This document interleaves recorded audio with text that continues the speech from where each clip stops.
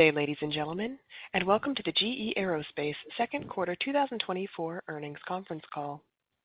At this time, all participants are in a listen-only mode. My name is Liz, and I will be your conference coordinator today. If you experience issues with the webcast slides refreshing or there appears to be delays in the slide advancement, please hit F5 on your keyboard to refresh. As a reminder, this conference is being recorded. I would now like to turn the program over to your host for today's conference, Blair Shore, from the GE Aerospace Investor Relations team. Please proceed.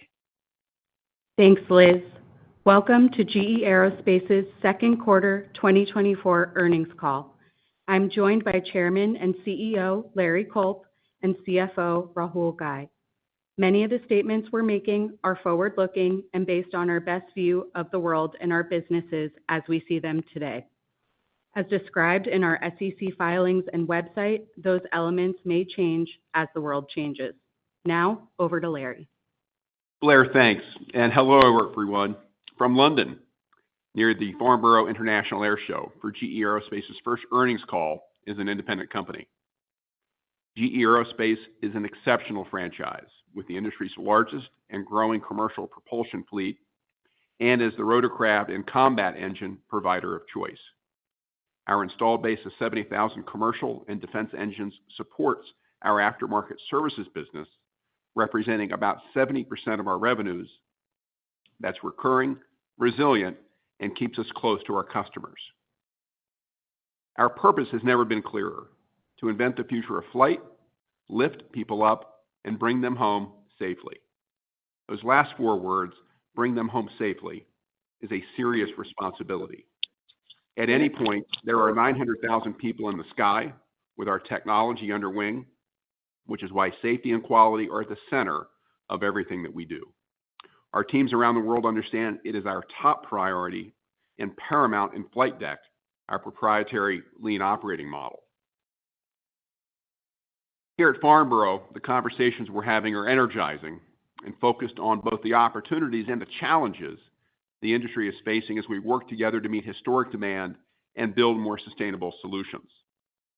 We've had a productive few days, including wide-body commitments from Turkish Airlines and National Airlines for GE90 engines and Japan Airlines for GEnx engines. We're also honored to have British Airways, a new GEnx customer, committing to 6 new Boeing 787s powered by our engines. The GEnx engine offers a 15% lower fuel burn compared to the CF6 and best-in-class time on wing, resulting in a 70% life of program win rate on the 87 platform. In narrow bodies, we're pleased the LEAP-powered Airbus 321XLR was certified by the European Union Aviation Safety Agency, or EASA, just last week. The 320XLR marks the 5th member of the A320neo family aircraft powered by LEAP engines, with expected entry into service later this year. LEAP, the narrow-body engine of choice, offers 15% better fuel efficiency than the CFM56 and will deliver mature levels of time on wing later this year. In regionals, Embraer and GE Aerospace extended our agreement for new CF34 engine deliveries through the end of this decade. This agreement strengthens our partnership as the sole source engine on the E175 and supports the continued growth of regional jets. Keeping an eye towards the future, this week at the show, we've shared a number of updates about the CFM RISE program. RISE is the suite of pioneering technologies, including open fan, compact core, hybrid electric systems, and alternative fuels. We've continued to mature these technologies, moving from component-level evaluations to more module-level tests. For example, with our partner Safran, we've demonstrated the aerodynamic and acoustic performance of the open fan design with more than 200 hours of wind tunnel tests. Additionally, we've announced a new agreement with the U.S. Department of Energy to expand supercomputing capabilities, which will further advance open fan design. The open fan is the most promising engine technology to help the industry reduce emissions, designed to meet or exceed customer expectations for durability and deliver a step change in fuel efficiency. Turning to some of the key takeaways on our second quarter performance. Our team delivered double-digit growth across orders, operating profit, and free cash flow, while revenue was impacted by lower output. With Flight Deck, we're well positioned to accelerate actions to deliver on our priorities for today, tomorrow, and in the future. In commercial engines and services, or CES, air traffic trends remain positive, supporting our services growth and overall profit, which was up more than 20%. Profit growth was driven by 14% internal shop visits growth and improved pricing. In defense and propulsion technologies, or DPT, we delivered very strong profit growth, up more than 70% year over year. Services growth in defense and systems and profit improvement in propulsion and additive technologies drove this increase. Overall, a very solid quarter and first half. And my thanks go out to the entire global GE Aerospace team. Day in, day out, we're focused on delivering for both our airline and airframer customers who simply want and need more of our products and services. While we've made progress in services this quarter, our new engine output was disappointing, down 20% sequentially. It's a clear challenge that we're facing head-on, accelerating the use of Flight Deck in partnership with our suppliers as we work to solve the ongoing supply chain constraints. Last quarter, we shared that the common denominator impacting growth across both services and new engines is constrained material supply, with 80% of material input shortages tied to 9 suppliers across 15 supplier sites. This remains our focus today. We've deployed more than 550 of our engineering and supply chain resources into the supply base to use Flight Deck to work hand in hand with our suppliers to identify and resolve constraints. We've made significant improvements in many areas. At more than 2/3 of these sites, material flow more than doubled sequentially and is currently no longer constraining deliveries. We're grateful for their collaboration, but there's still more to do in the second half. And we've sharpened our focus on a subset of the remaining priority sites that are still constraining our output. We're making some progress, but not enough to meet demand. I've personally visited several of these sites, and I'm confident we can partner with our suppliers to drive faster progress. For example, earlier this month, we partnered with one of the priority suppliers in a joint Kaizen focused on addressing a key constraint. Our supply chain and engineering teams jointly leveraged Flight Deck to identify action plans to improve throughput significantly, align with our needs for second half deliveries. These actions resulted in a double-digit material input growth here so far in July versus the second quarter average, so a promising start. Overall, we're not yet at a desired state, but we're counting on these joint action plans and continuous improvement to achieve our second half ramp. So far in July, relative to April, we've seen overall higher engine output, stability, and reduced variability. We're also deploying Flight Deck aggressively in our own operations to improve safety, quality, delivery, and cost, and in that order. We've made solid progress in support of our airline customers. For example, our internal shop visit output improved 15% sequentially. And nowhere has this improvement been more visible than with LEAP. We've continued to decrease our turnaround time for LEAP shop visits to 86 days, compared to roughly 100 days in 2023. This yielded a 9% increase in LEAP internal shop visits sequentially. We're also investing both organically and inorganically to meet the expected growth in shop visits as the LEAP fleet doubles by 2030. As we announced last week, over the next 5 years, we're planning to invest $1 billion in our MRO facilities around the world to increase capacity and introduce new technologies to further reduce turnaround time and costs. This includes a recent agreement to acquire a dedicated LEAP test cell, unlocking a key constraint in our shop visit output. Overall, I am encouraged by our progress, but by no means satisfied. I'm confident that in the second half, we'll increase engine deliveries significantly and continue to grow shop visits in support of our customers. In the quarter, while output weighed on revenue, GE Aerospace delivered significant profit and free cash flow growth. Demand remained strong with orders up 18%. Revenue was up with growth in both segments. Services growth combined with price more than offset the lower engine shipments. Our operating profit was $1.9 billion, up 37% year-over-year from services growth, price, and favorable mix. Operating margins expanded 560 basis points to 23.1%. Both operating profit and margin were up significantly at CES and DPT. Adjusted EPS was $1.20, up more than 60% year-over-year. This improvement was driven by increased operating profit combined with a lower tax rate. Free cash flow was $1.1 billion, up nearly 20%, driven by higher earnings, which more than offset inventory growth from the supply chain constraints I mentioned a moment ago. Halfway through the year, we're well positioned with earnings and free cash flow both up significantly year-over-year, and free cash flow conversion of nearly 120%, giving us confidence to raise our full-year profit and cash guidance.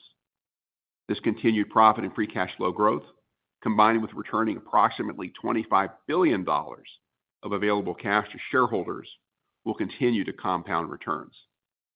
Now, over to Rahul for the details on our segment results and our guidance. Thank you, Larry, and good day, everyone. Starting with CES, air traffic growth remained robust, with departures up 9% year-to-date, and we continue to expect to be up high single digits for the full year. Passenger departures are expected to be up high single digits as narrow body remains solid, with LEAP up nearly 30% in the second quarter, more than 3x that of overall narrow body market. Dedicated freight departures are now expected to be up mid-single digits versus a prior expectation of low single digits. Moving to CES's second quarter results, sustained commercial momentum drove significant orders growth, up 38% this quarter. Both services and equipment were up more than 35%, with strong spare parts demand. Revenue grew 7%, with services volume and price more than offsetting lower engine deliveries. Services grew 14% from mid-teens internal shop visit growth, with strength in time and material visits and improved pricing. As expected, year-on-year shop visits grew more than spare parts. Equipment revenue declined 11% from 26% lower engine shipments. This was partially offset by customer mix and price. Supply chain constraints impacted shipments across both narrow body and wide body, with LEAP down 29%. Profit was $1.7 billion, up 21%, with margins expanding 320 basis points, driven by improved performance in services from higher volume, pricing, and mix. Lower engine shipments and improving LEAP services profitability also supported profit and margin expansion. This more than offset the impact of lower spare engine deliveries and increased investments that impacted equipment profit. Taking a step back, at CES, we delivered a strong first half, with services revenue up 13% and overall segment profit up nearly 20%. Turning to DPT, the sector remains resilient, with U.S. defense spending expected to grow low single digits and international up mid-single digits. With flight tech, we are focused on running this business better to deliver more predictably while continuing to invest in the future of combat. We recently achieved a significant milestone, delivering two 901 engines for the U.S. Army's Improved Turbine Engine Program, or ITEP, for integration and testing on the UH-60 Black Hawk. The T901 engine will ensure that warfighters have the performance, power, and reliability necessary to maintain significant advantage on the battlefield for decades to come. Turning to our results, orders were down 25%, primarily due to timing of orders in defense and systems. Defense book-to-bill was 0.9 in the quarter and 1.0 for the first half. Revenue grew 1%. Defense and systems revenue was down 6%. Engine deliveries were down approximately 60% from supply chain challenges and a tough year-over-year compare when we delivered significantly higher units. This more than offset pricing and services growth. Propulsion and additive technologies grew 16%, with growth across several businesses, from higher output and improved pricing. Profit was $344 million, up more than 70% year-over-year, with margins expanding 580 basis points from higher output, favorable product mix, productivity, price, and the absence of program-related costs. Through the first half of the year, DPT delivered high single-digit revenue growth and significant operating profit improvement. The business remains well-positioned to deliver growth over the medium term with a backlog of nearly $17 billion. Spending a moment on corporate, adjusted cost and intercompany eliminations were roughly $130 million, down nearly 40% year-over-year. This $80 million improvement is from actions taken to streamline our cost structure, accelerate elimination of wind-down costs, and favorable interest income that more than offset higher intercompany eliminations. As part of our continued efforts to simplify and focus on our core, this quarter we completed the sale of electric insurance. We also reached an agreement to sell the licensing business and a reinsurance agreement to exit a block of our life and health insurance business. Combined, these actions will result in proceeds of roughly $700 million of investing cash flow. Looking ahead, given the strong results and the momentum in our business, we are raising our profit and cash guidance. We are reducing our revenue guidance given lower engine output expectations. Growth is now projected to be up high single digits due to lower equipment revenue in CES. We now expect CES equipment revenue to be up high single to low double digits from prior guidance of up high teens. This includes our updated full-year LEAP output expectations of flat to up 5% year-over-year. We continue to expect CES services to grow mid-teens, putting overall growth of CES at low double digits to mid-teens. Consistent with prior guidance, we expect DPT growth of mid to high single digits. Operating profit is now expected to be in a range of $6.5 to $6.8 billion, up $250 million at the midpoint from prior guidance, with margin expansion year-over-year.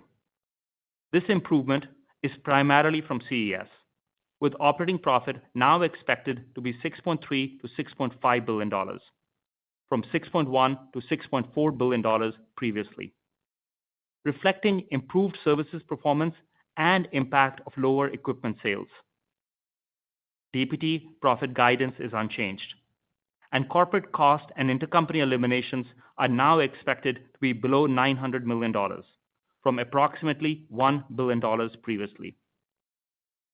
Our expectations for interest expense and tax rate are unchanged, and we are raising our adjusted EPS guidance range to $3.95 to $4.20, up more than 50% year-over-year at the midpoint from higher profit growth.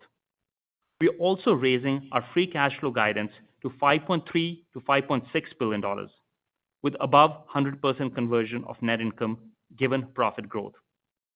While we still expect to reduce working capital for the year, the improvement is expected to be lower given the impact of supply chain challenges to inventory. Overall, free cash flow is up approximately $700 million year-over-year at the midpoint. All in, GE Aerospace is positioned for significant revenue, profit, and free cash flow growth with strong conversion in 2024. Larry, back to you. Rahul, thanks. As we take flight as GE Aerospace, we have sustained competitive advantages with a tremendous value proposition. With the industry's largest and growing fleets, our platforms are preferred by customers across the narrow-body, wide-body, and defense sectors. We're aiming to provide industry-leading reliability and durability, prioritizing SQDC in that order. This means delivering unmatched time on wing and faster turnaround times for our customers. With our deep domain expertise and engineering talent, commitment to innovation, and capacity to invest, we're poised to deliver breakthrough technologies in both commercial and defense. And with flight deck as our foundation, we'll deliver for customers and create exceptional value for shareholders. All in, we expect to grow operating profit to approximately $10 billion in 2028 and generate free cash flow in excess of net income, creating compounding returns. We're making meaningful progress to advance our strategic priorities in service of our customers, employees, and shareholders, while keeping an eye towards the future and paving the way with innovation for a more sustainable flight. Now, Blair, let's go to questions. Before we open the line, I'd ask everyone in the queue to consider your fellow analysts and ask one question so we can get to as many people as possible. Liz, can you please open the line? Ladies and gentlemen, if you wish to ask a question, please press star 11 on your telephone. If you wish to withdraw your question or your question has already been answered, please press star 11 again. Our first question comes from Robert Spingarn with Melius Research. Good afternoon. Morning, Rob. Hey, Rob.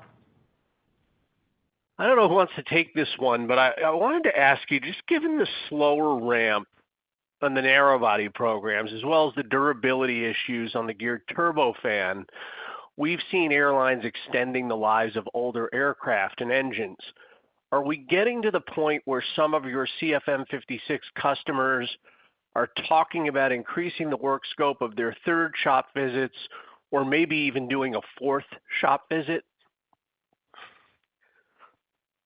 Well, Rob, I think that you really put your finger on one of the important underlying dynamics here, not only in the quarter, but as we think about the second half and even the next few years. The CFM56 is clearly still the workhorse of the industry, right? I mean, if we look at utilization at a time when people thought we might begin to see a little bit of a fade, utilization year over year is consistent with the CFM56. Delighted to see the leap up 4 points from a share perspective. So overall, GE narrow-body powered propulsion is probably north of 70%. So I think the CFM is going to have a longer life in many fleets, and clearly that's going to help us in the aftermarket, both from a volume and from a scope perspective. Yeah. Rob, just to maybe add a little bit to what Larry said, just given the dynamics that he mentioned and you mentioned earlier, we are expecting that the peak shop visit that we had previously projected in 2025, and then we start to see the sequential downtick in 26, 27 is what we said at Investor Day. Now, as we sit here today, we do expect that shop visits probably plateau at that 25 level for maybe another couple of years and then start declining. So definitely we are seeing that the platform is getting used, and the shop visits will be higher for an extended period of time, and we will see third shop visits. And that we're seeing that even with some of the lessors coming out and commenting that the leases are getting extended beyond 14, 15 years for another 4 or 5 years. So we will definitely see what you just said. Our next question comes from Miles Walton with Wolfe Research. Hey, good morning. Apologies for the background noise. I'm actually here at the show. I was hoping, Larry or Rahul, you could comment on the 15 supplier sites and 9 suppliers who seem to be the source of the bulk of the delays in parts, and where that was last year, and maybe just if you can bucket the types of products we're talking about at those 15 sites. Thanks. Miles, we could hear you loud and clear. We're not too far away, I suspect. I think if you go back to April, what we said was 3/4 of the challenge with respect to deliveries was really rooted in these 15 supplier sites, again, with 9 different companies. And rather than finger point, our mindset was we're going to problem solve. And we've gone in deeply, again, with flight deck to really try to understand these constraints at the core. And the slide that you see in the deck, I think, is evidence that approach, that collaborative problem solving, rather than finger pointing, is really yielding results. We didn't expect that we would see blanket impact immediately, but to be able to point to 2/3 of those sites showing strong, nearly doubling of their sequential inputs to us, I think really tells us something, right? That this approach is going to have impact. Unfortunately, we didn't have all of the impact that we would have liked across those 15. And we need everybody's oar in the water, if you will. We need everybody contributing, particularly with respect to new engine deliveries.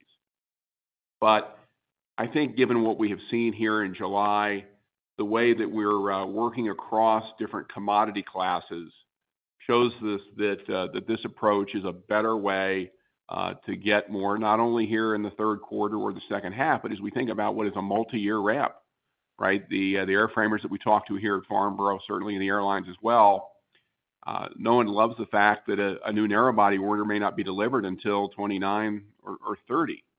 So it's all about the ramp. We've got years in front of us, thankfully. What a wonderful business challenge to have.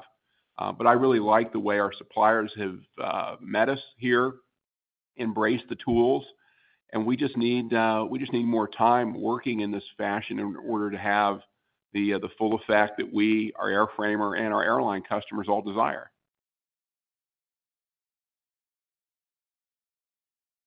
Our next question comes from Sheila Kahyaoglu with Jefferies. Hi. Good morning, Larry and Raul. How are you? Good, thank you, Sheila. Maybe if I could ask about the CES margins, which were pretty awesome. So just looking at the LEAP deliveries in the quarter, Q1 versus Q2, Q2 had 70 less LEAP deliveries in the quarter, so about a $10 million profit swing, depending on your loss assumption there. So CES margins of 27% in Q2 versus Q1 of 23 implies that the core service margin improved about 1,000 to 1,500 basis points, depending on what you want to choose. So 25 to 35% plus. So what drove that despite shop visits being better than spares, and how do we think about the second half progression? Yeah, no, Sheila, it was a good quarter for CES overall. OE volume was weak, as you pointed out, but the service revenue recovered really nicely. And, the overall services growth was kind of in line with what we had projected for full year. So it kind of came in exactly what we were thinking.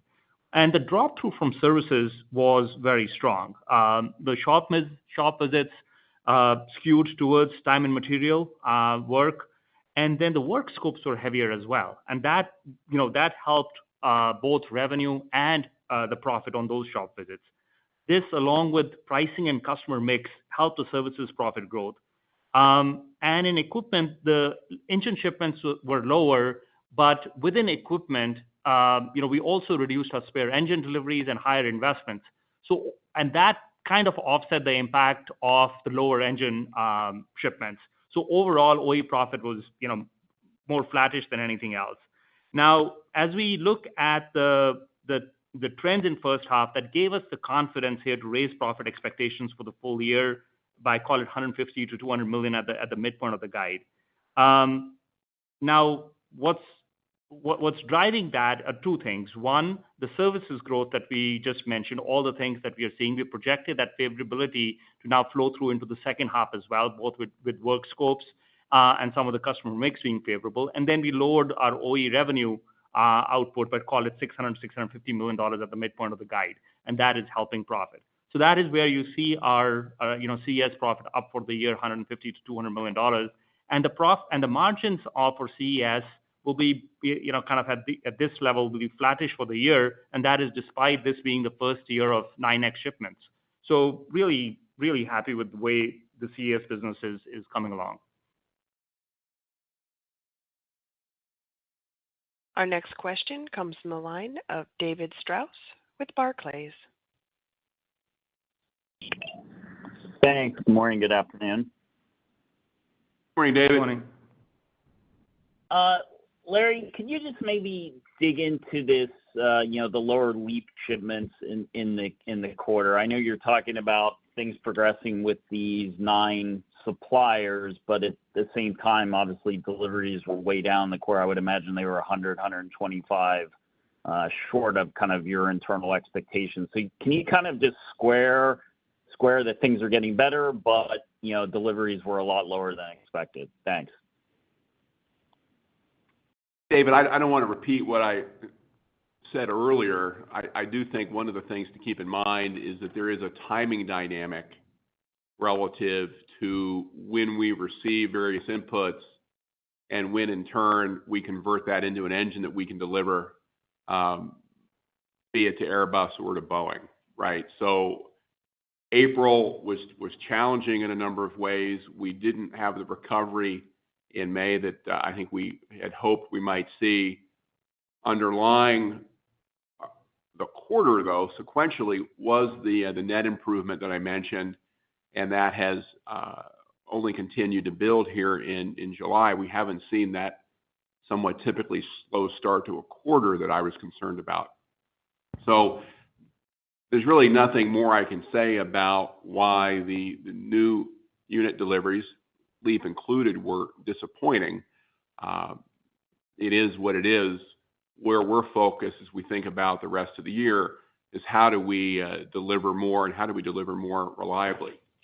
You'll note that we are adjusting our outlook for LEAP deliveries this year. On a full year basis, we now think we will be somewhere between flat and up 5%, obviously lower than where we thought, but still showing modest growth.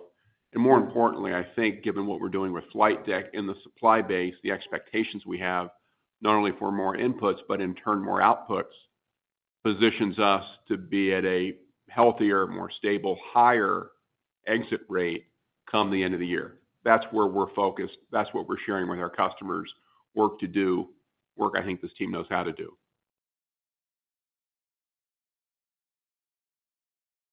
Our next question comes from the line of Seth Seifman with J.P. Morgan.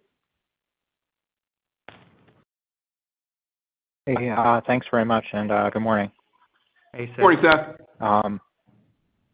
I wondered, just to kind of follow up on that last question and thinking about the progression on the delivery side, I think, need a pretty significant increase off of the Q2 equipment revenue level to get to the guide for the year. Is it going to be possible to make much progress in Q3? Should we expect much more significant progress in Q4? And any other color that you can provide about the sequential dynamics across the company? Seth, let me start by just kind of maybe talking a little bit about how we think the back half will shape up, and Larry can add if there's anything more on the delivery side. Listen, overall, as you look at our first half to second half growth, first half, we've delivered about 9% growth, and it's kind of in line with what we are projecting for the full year. So our year-over-year growth is going to look similar between first half and second half. The year-over-year growth will be higher in the fourth quarter as both services and OE ramp. So we'll see that. Now, in terms of profit and drop through, the margins will be higher in 3Q versus 4Q, since the 9X shipment impact is going to be primarily in the fourth quarter, and corporate expenses will be higher in the fourth quarter as well. So we expect the third quarter margins to be kind of flattish year over year, since we had a strong 3Q last year. So now if you look at, kind of getting to how 3Q looks, operationally, we've had a better start to 3Q. I think Larry mentioned that in his prepared remarks. The number of engines we've shipped here in the third quarter, in the first month of the third quarter in July, are significantly higher than what we delivered in the first 3 weeks in April. So we are seeing sequential progress.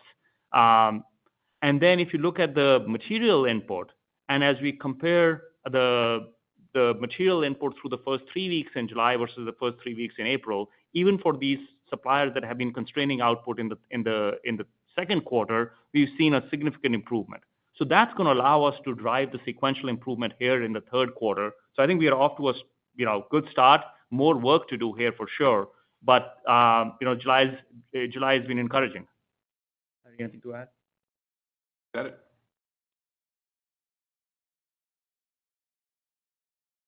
Our next question comes from the line of Gautam Khanna with Cowen. Yeah, hey, good morning. Thank you, guys. Good morning. And good results.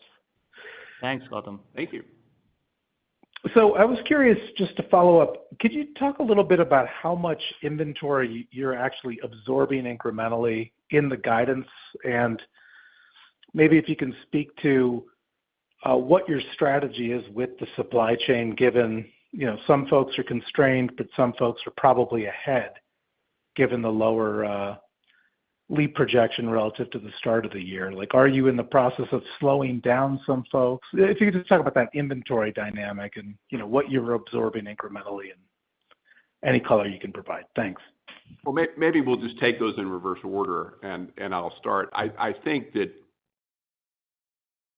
we really aren't trying to slow down in a meaningful way. We're really trying. The way I think about it is we're trying to make sure that we're calibrated with respect to what we need from everybody, because as you point out, different folks are in different places.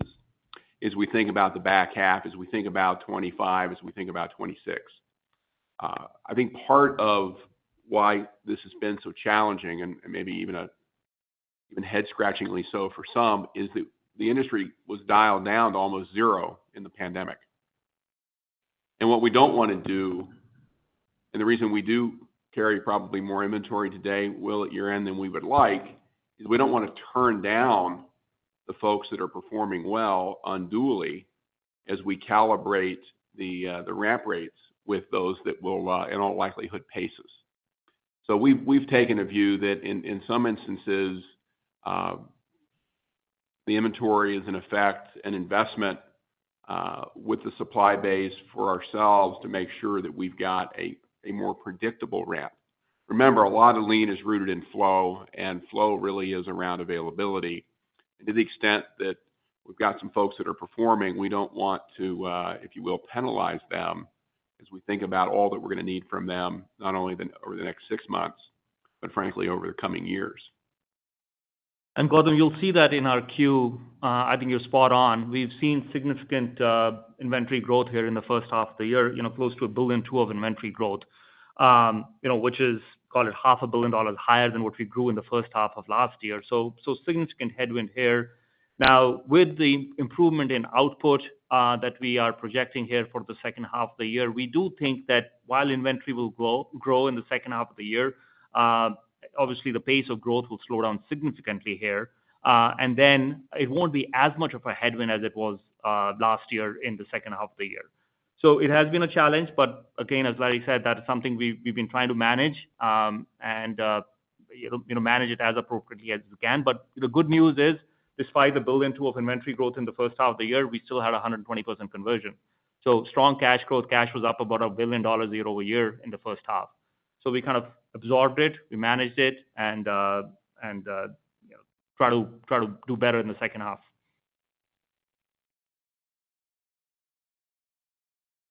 Our next question comes from the line of Scott Deuschle with Deutsche Bank. Hey, good afternoon. Good afternoon. Hey, Scott. Hey, Larry, not to beat a dead horse, but just following up on Miles' earlier question, I was wondering if you could offer some more detail on those, 6 or so remaining supplier sites that are the key bottlenecks at this point. Basically, trying to understand if we're down to the investment castings and forging suppliers at this point, or if it's a broader set of bottlenecks. And I appreciate not wanting to point any fingers, but just trying to get a sense for whether there's something in common undergirding this remaining set of suppliers. Thanks. Scott, I think you've heard me pretty clearly. I appreciate that. No, I think the common denominator is, frankly, we all need to do better, and we need to be more collaborative and fully in problem-solving mode. That's the headset that we have at GE Aerospace. I'm convinced, while that takes different forms at different suppliers, that is where every one of those 9 suppliers across those 15 sites are. Some made more progress than others, but it's a long race, right? This was not a 90-day sprint. This is a marathon. And regardless of where folks are from a commodity category perspective, from a geography perspective, publicly held, privately held, it just doesn't matter, right? We've got to get the teams in. We've got to go deep. We've got to get into the granular operational detail to solve those problems, unlock those constraints, increase capacity, raise yields, much as I think we have been doing, picked up the pace a bit here, I think, in the second quarter, and just need to do a lot more of that broadly in the second half.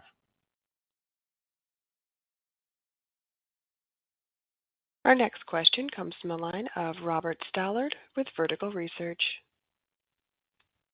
Thanks so much. Good afternoon. Good afternoon, Robert.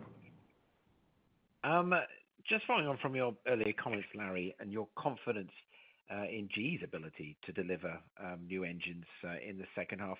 What's your confidence in the relative forecasts of the airframers and also their broader supply chain also catching up and delivering the parts?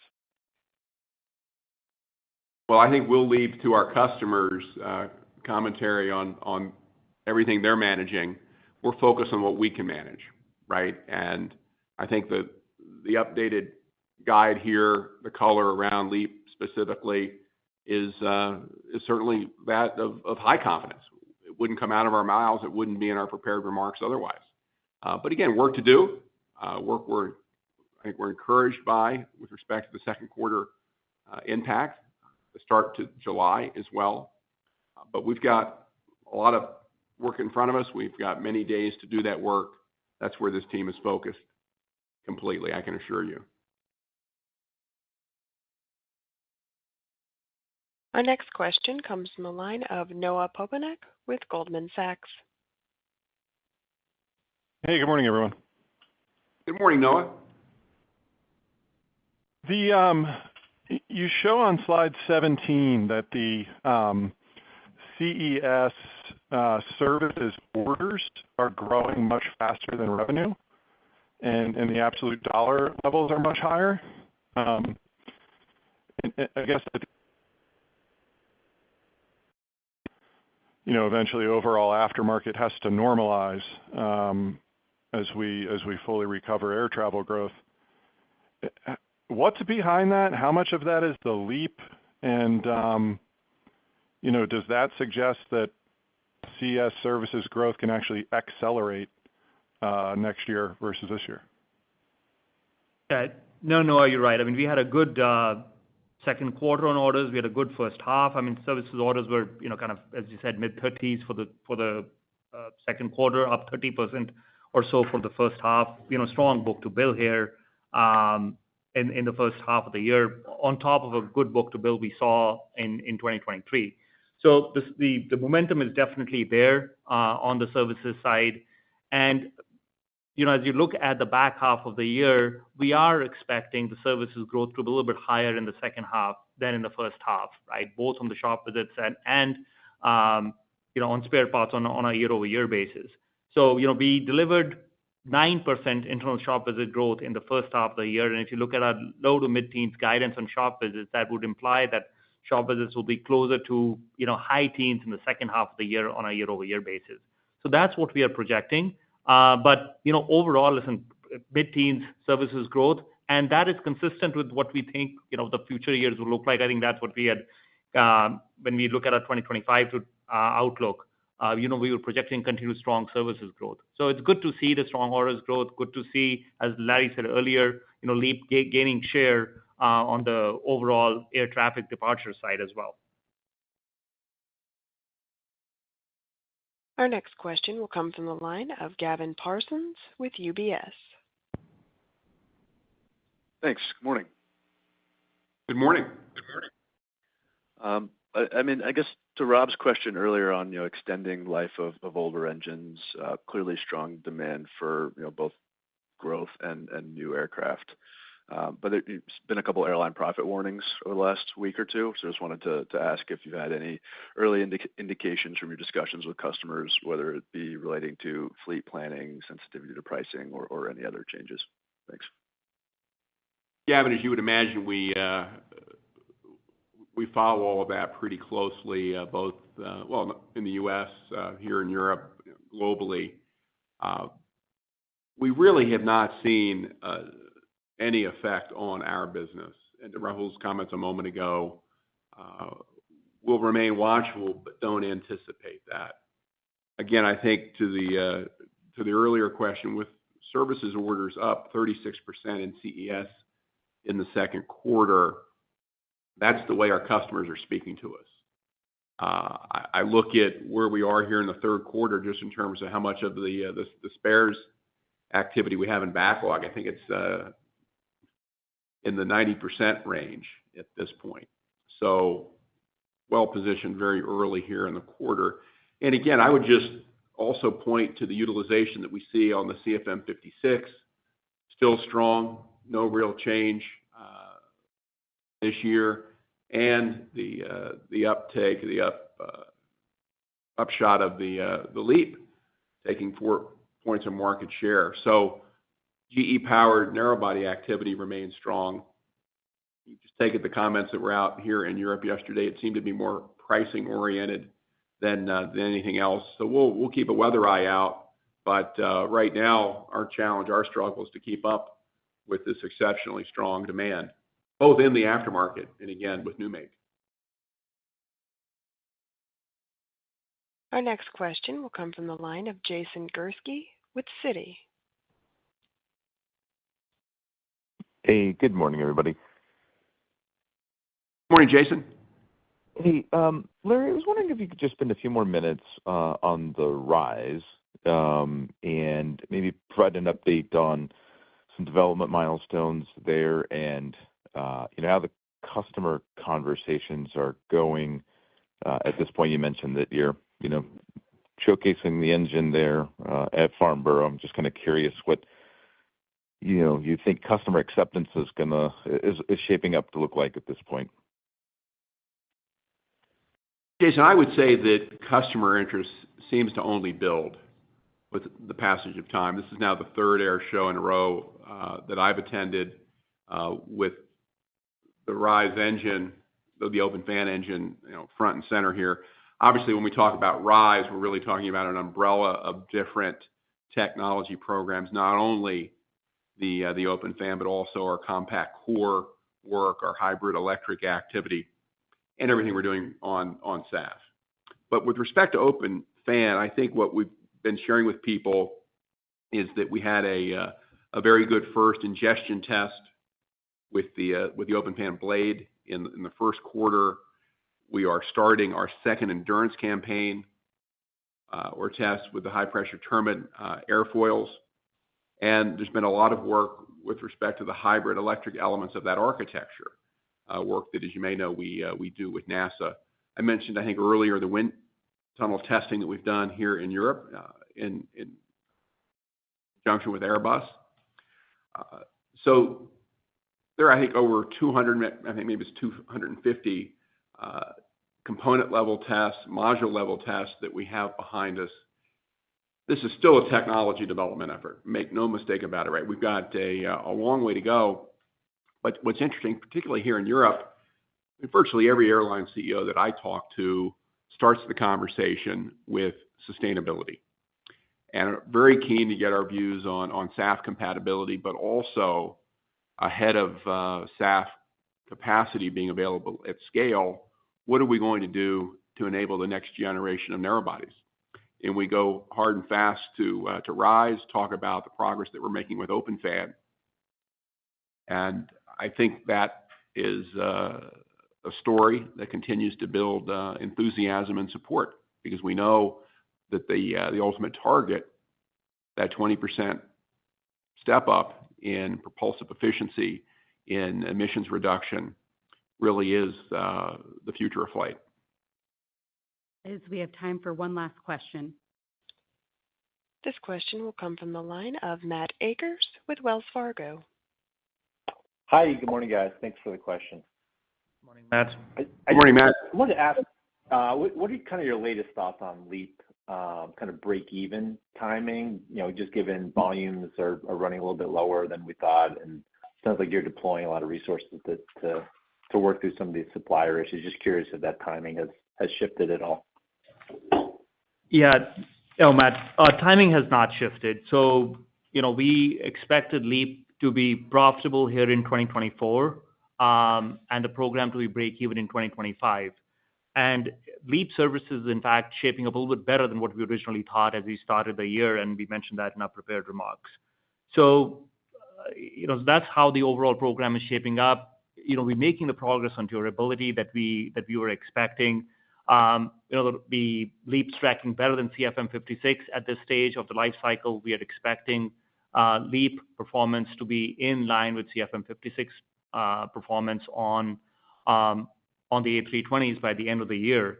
So that is obviously a huge milestone given all the improvements we've been driving. The HPT blade was the last thing that's in, and we expect that to happen here in the fourth quarter. We've completed more than 3,500 tests on that, 3,500 hours of testing on that. So that's going really well. So all in, I think LEAP's progressing exactly the way we would have liked. Services tracking a little bit better. Program should break even next year. Larry, any final comments? Blair, thank you. I think just to close, the GE Aerospace team is going to stay grounded in our responsibility that we share to live the purpose, to invent the future of flight, to lift people up and bring them home safely. So we really appreciate your time today and, of course, your interest in GE Aerospace. Thank you, ladies and gentlemen. This concludes today's conference. Thank you for participating. You may now disconnect.